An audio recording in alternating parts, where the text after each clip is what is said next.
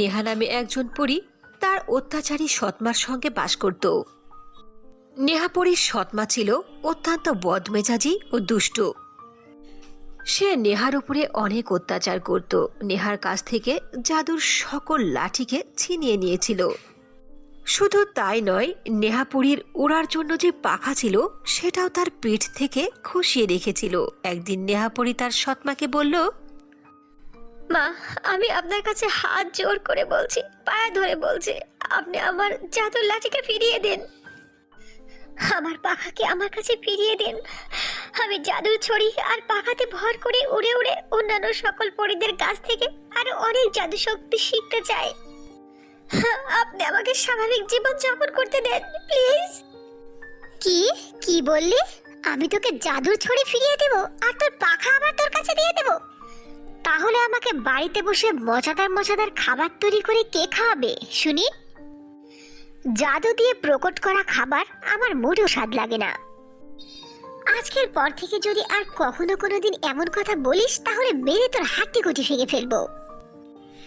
এ কথা বলে নেহাপুরীর সৎমা নেহার চুল ধরে টেনে হেসড়ে বাইরে নিয়ে আসলো, যেখানে ছিল অনেকগুলো নোংরা কাপড় ও অনেক অপরিষ্কার থালাবাটি।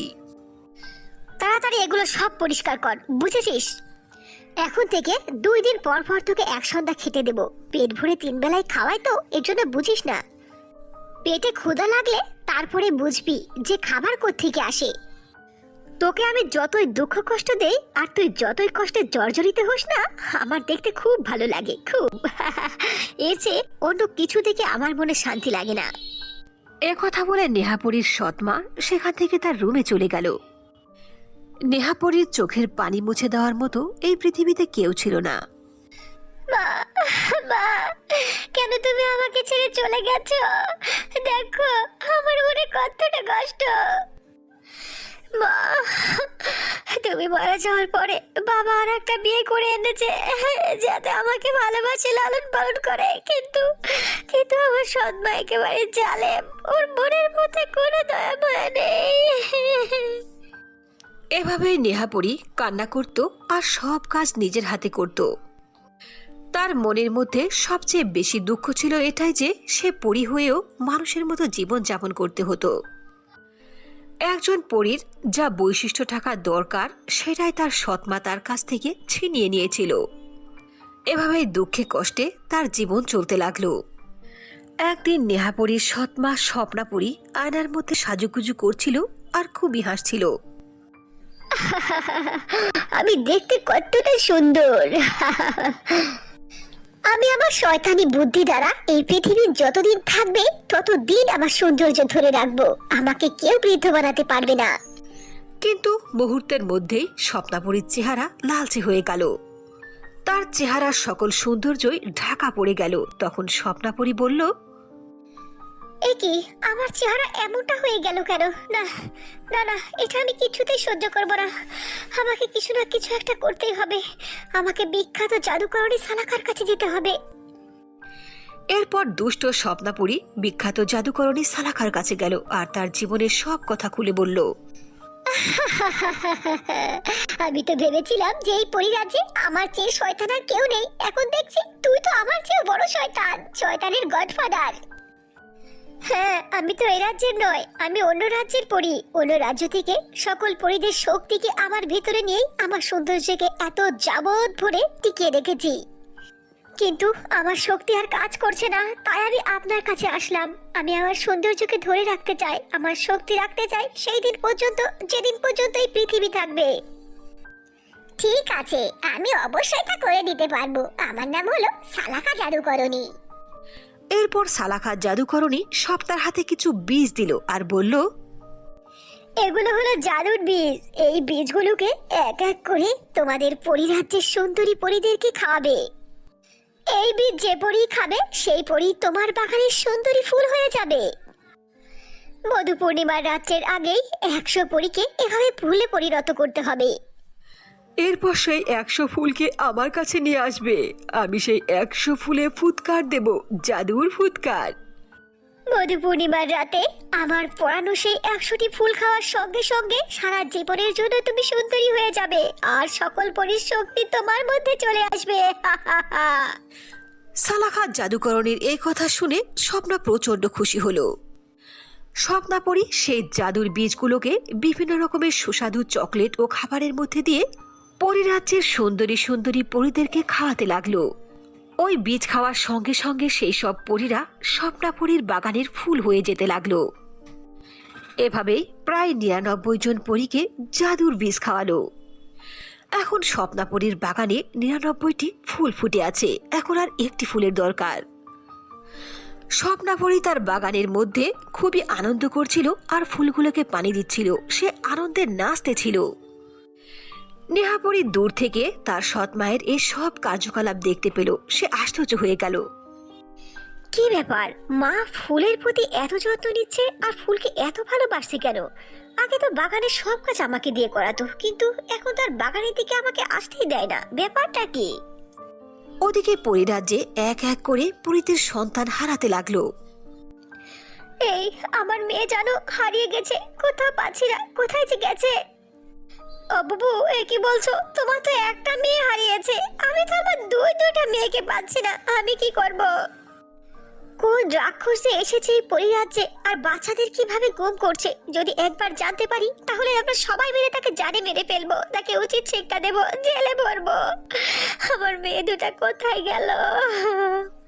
এদিকে স্বপ্নাপরীর সন্ধানে ছিল আর একটি পরীর, আর একজন পরীকে বীজ খাইয়ে ফুল বানাতে পারলে সে অনেক শক্তিশালী একটা কাজ করতে পারবে।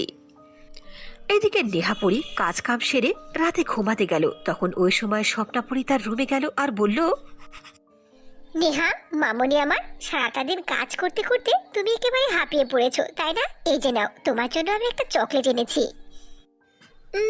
কি ব্যাপার, মা হঠাৎ করে বদলে গেল কেন? আমাকে চকলেট দিচ্ছে, যেই মা অত্যাচার ছাড়া কিচ্ছু বোঝে না, সে মা এত পরিবর্তন হলো কি করে? তাছাড়াও পরিরাজ্যে একের পর এক পরি গুম হচ্ছে, এটা কি তাহলে আমার সৎ মায়েরই কাণ্ড নাকি? আমাকে যে করে হোক বের করতে হবে। নেহা মামনি আমার, তুমি কি ভাবছো? নাও চকলেটটা। ঠিক আছে মা, চকলেটটা আমার হাতে দিন। নেহাপরি চকলেটটা হাতে নিল আর স্বপ্নাপরি সে রুম থেকে চলে গেল। নেহাপরি চকলেট না খেয়ে কাঁথা মুড়ো দিয়ে শুয়ে রইল। এখন আমি নেহার রুমে যাই, দেখি তো ও ফুল হয়ে গেছে কিনা।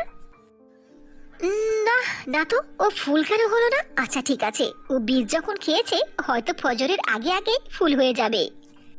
একথা বলে স্বপ্নাপরি সেখান থেকে তার রুমে চলে গেল। নেহাপরি উঠে দাঁড়ালো আর বলল, আমি যেটা সন্দেহ করেছিলাম সেটাই ঠিক, আমার সৎ মাই সকল পরিরাজ্যের বাচ্চাদেরকে এই বীজ খায়ে খায়ে ফুল বানিয়ে দিয়েছে। একথা বলে নেহাপরি ফুলের বাগানে গেল, সেখানে গিয়ে দেখলো সব ফুলেরাই জোরে জোরে কান্না করছে। সুন্দরী মাসুম পরীরা, তোমরা বিনা দোষে এভাবে কষ্ট পাচ্ছ, যেভাবেই হোক আমি তোমাদেরকে আমার অত্যাচারী সৎ মায়ের হাত থেকে বাঁচাবো, এটা আমার পণ।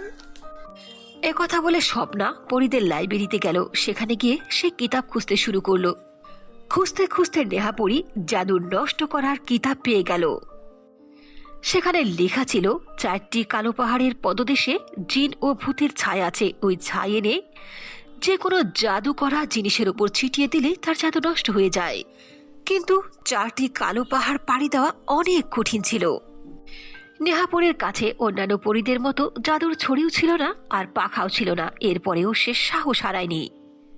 বুকে সাহস নিয়ে সে পথ চলতে লাগলো। চলতে চলতে এক সময় সে 4 কালো পাহাড় পাড়ি দিয়ে পৌঁছে গেল জিন ও ভূতের ছায়ের কাছে। সে অনেক কষ্ট করে ও অনেক বিপদের মোকাবেলা করে সেখান থেকে ছাই নিয়ে হাজির হয়ে গেল তাদের গার্ডেনে। নেহাপরি তার বাগানের সকল ফুলের গায়ে ছিটিয়ে দিল জিন ও ভূতের জাদু করা ছাই।